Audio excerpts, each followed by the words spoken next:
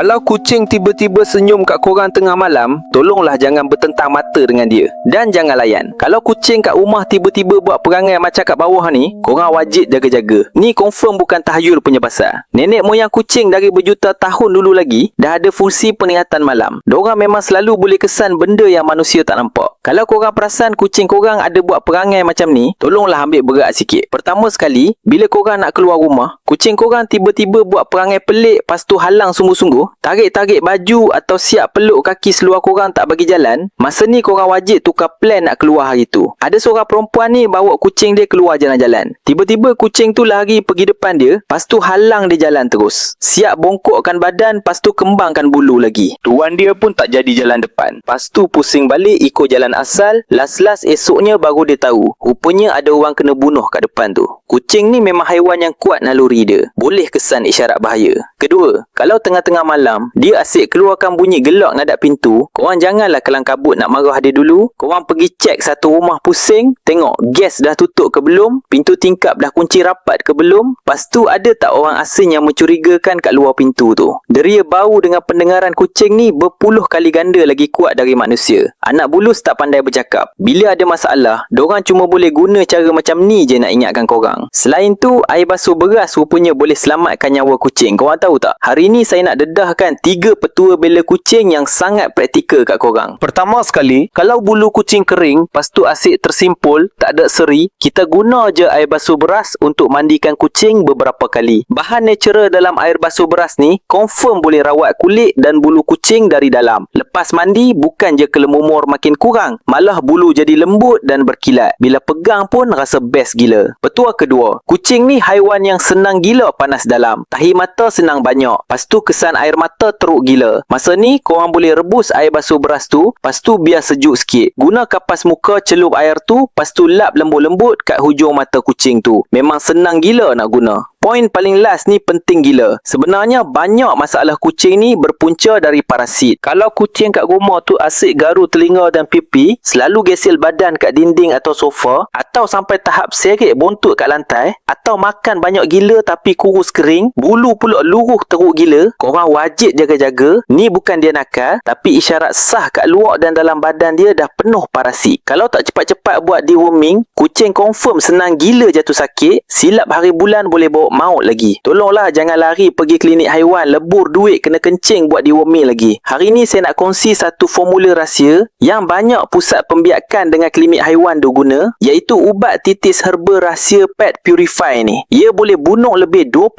jenis parasit kat dalam dan luar badan anjing dengan kucing. Risa susu wangi, kucing confirm akan makan sendiri macam snack. Lepas buat deworming betul-betul, barulah kucing berselera nak makan, bulu pun lembut dan berkilat sihat gila. Lepas tu sehat walafiat teman kita kat sebelah. Saya dah letak link stok original kat profil utama saya. Korang klik je gambar profil saya, masuk tengok, confirm boleh jumpa.